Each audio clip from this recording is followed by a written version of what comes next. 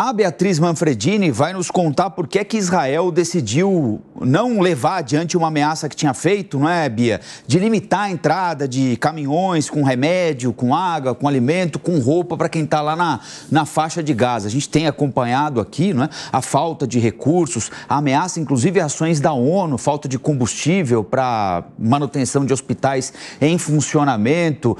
Qual foi a decisão tomada por Israel, Bia? Bom dia para você e bom trabalho.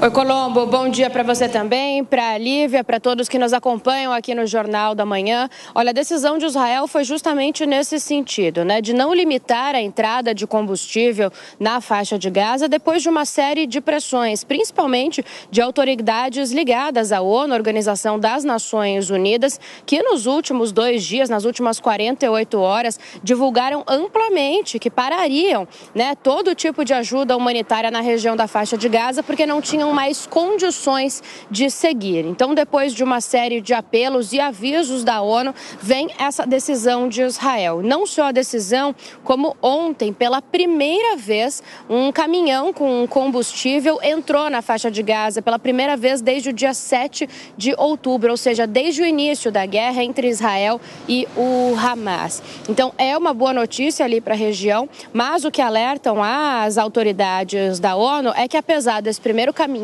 ter entrado, a quantidade de combustível no local ainda é muito menor do que o necessário. No total, entraram 460 caminhões com cerca de 24 mil litros de diesel. E a ONU diz que precisa de 200 mil litros para conseguir ajudar, né, de uma forma correta e ajudar todo mundo que está no local. Isso porque a ONU cita algumas coisas que o combustível ajuda ali na região, além de apenas fazer o transporte, por exemplo, de alimentos e suprimentos. A ONU diz o seguinte, olha, que precisa do combustível para a dessalinização da água, ou seja, para retirar o sal da água e para que ela fique potável para que as pessoas possam beber. Também precisa para o funcionamento de hospitais, para a eletricidade, para os caminhões de suprimentos e também para os que trafegam ali pela passagem de Rafah, né, que é a fronteira, a saída ali para o Egito. Então, para tudo isso, até a chegada aos pontos de distribuição, eles dizem que precisam desses 200 mil litros. Além disso, a ONU alega que precisa também de financiamento e que ainda não recebeu, né, o dinheiro, a ajuda que pediu para, por exemplo, autoridades internacionais para continuar atuando no local.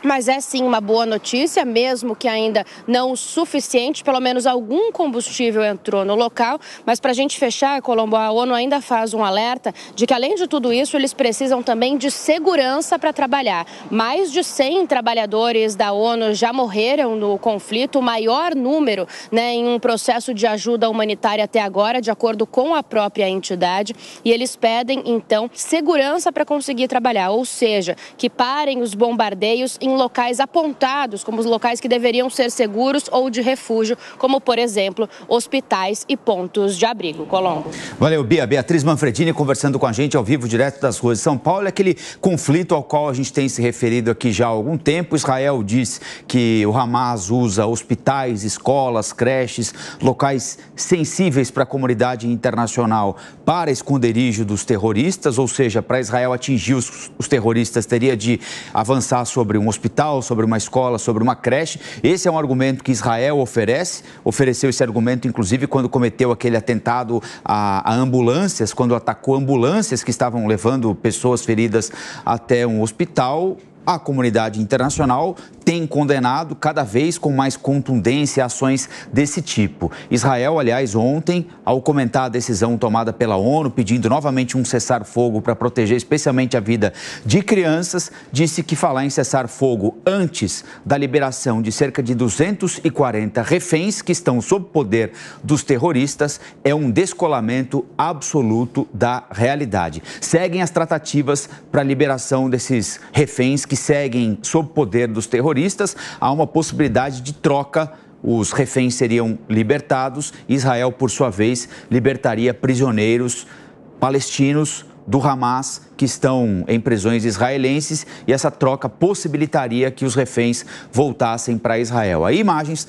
dos caminhões com suprimentos, com a bandeira da ONU, que felizmente seguem circulando ali pela faixa de Gaza, entre o Egito e a faixa de Gaza, pela passagem de Rafah, para levar a milhares de pessoas o mínimo para a subsistência delas, como remédio, comida e água.